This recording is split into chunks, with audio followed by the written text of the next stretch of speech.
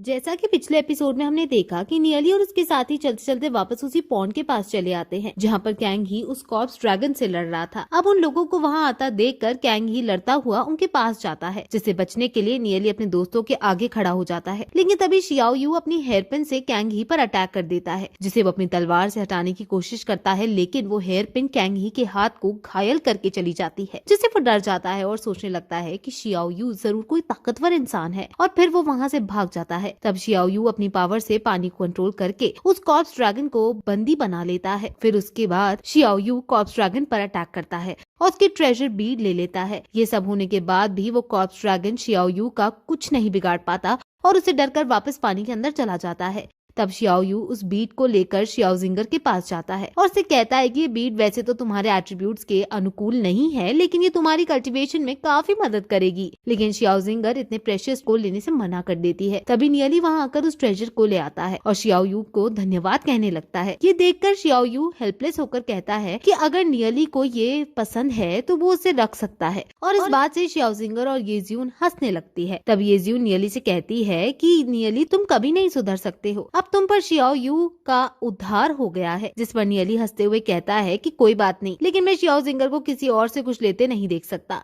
और ये कहकर वो वहाँ से आगे बढ़ जाता है। अब थोड़ी दूर आगे चलने पर शियाओ यू नियली से पूछता है कि क्या वो यहाँ नीदरवर्ल्ड के मास्टर का डिसाइबल बनने आया है, जिस पर नियली कहता है कि बिल्कुल, और वैसे भी यहाँ सभी उसी के लिए आए हैं। तब शियाओ यू हंसते हुए कहता है कि क्या तुम्हें इतनी नॉलेज के बाद भी नीदरवर्ल्ड के मास्टर की जरूरत है, और अगर तुम बिना किसी के ऊपर डिपेंड हुए भी खुद आगे बढ़ो तो काफी आगे बढ़ सकते हो। जिस पर नियली कहता है कि मुझे किसी बैकग्राउंड की इतनी जरूरत नहीं है, लेकिन मैं यहाँ अपने दोस्तों के लिए आया हूँ, जिससे वो नीदरवर्ल्ड मास्टर के डिसाइपल्स बन सके, क्योंकि अगर तुम इस खतरनाक दुनिया में शांति से जीना चाहते हो तो तुम्हें कोई पावरफुल बैकर चाहिए होता है। ये सुनकर शियाओ यू सोचने लगता है कि केवल एक पावरफुल बैकर पाने के लिए इसने इस रिक्रूटमेंट में अपने दोस्तों को बुलाया है, आखिर ये है कौन। और फिर ये सोचकर शियाओ यू हंसने लगता है। तब शियाओ यू नियली से एक डील करने के लिए कहता है। फिर जब नियली उससे उसके बारे में पूछता है तो वो उसे टेलीपैथिक मैसेज के थ्रू कहता है कि अगर तुम शियाओ जिंगर को मेरे लिए छोड़ दोगे तो मैं तुम्हारा बैकर बन जाऊंगा। जिस पर नियली गुस्सा होकर कहता है कि शियाओ जिंगर कोई वस्तु नहीं है जो उसका सौदा हो सके। अगर शियाओ जिंगर तुम्हें पसंद करती है तो मैं कुछ नहीं कहूंगा,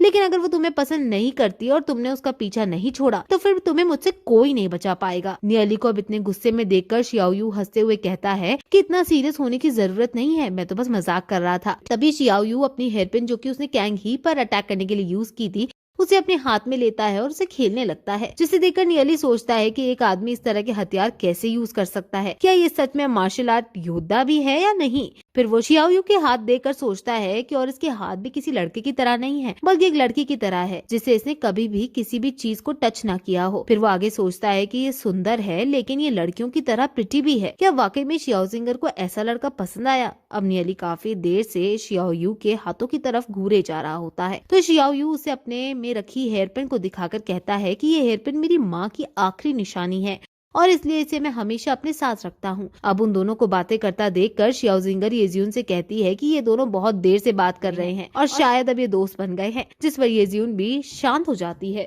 वहीं दूसरी तरफ हम देखते हैं कि लियो पाओ धरती पर अपना पेट पकड़कर बैठा होता है, और जब वो खड़ा होता है तो हमें पता चलता है कि वो घायल है और उसे किसी ने बहुत बुरी तरह से पीटा है। तब वो उठकर कहता है कि तुम लोगों की मेरा स्पिरिट एसेंस फ्रूट छीनने की हिम्मत कैसी हुई, क्या तुम्हें नहीं पता कि मेरा प्रोटेक्टर कौन है। तभी हम देखते हैं कि वहाँ दुआन जियान खड़ा है और उसके आगे कई सारे घायल लोग पड़े हैं, जिन्हें दुआन जियान ने ही मार डाला है, क्योंकि वो सब लियो पाओ पर अटैक करके उसका फ्रूट छीनने की कोशिश कर रहे थे। तभी लियो पाओ जाकर उस फ्रूट को ले आता है और उसके साथ ही उसके बाकी के दोस्त भी होते हैं। तभी शियाओ यू वहाँ आती है और लियो पाओ को कान से पकड़कर डांटती है, हमने तुमसे कहा था ना कि दूसरों को टांग मत करना, अगर हमारे साथ दुआन जियान नहीं होता तो ये लोग तुम्हारी और भी बुरी तरह से पिटाई करते। ऐसा कहकर वो लियो पाओ को वहाँ से घसीट कर ले जाती है। तभी आगे जाकर लियो पाओ डूजे और बाकी सारे लोगों पर कुछ स्केलेटन्स अटैक कर देते हैं, जिनसे लड़ने के लिए डूजे और लियो पाओ अपनी अपनी डीमन फॉर्म में आ जाते हैं और उनसे लड़ने लगते हैं। और दोस्तों, इसी के साथ ये एपिसोड यहीं खत्म हो जाता है।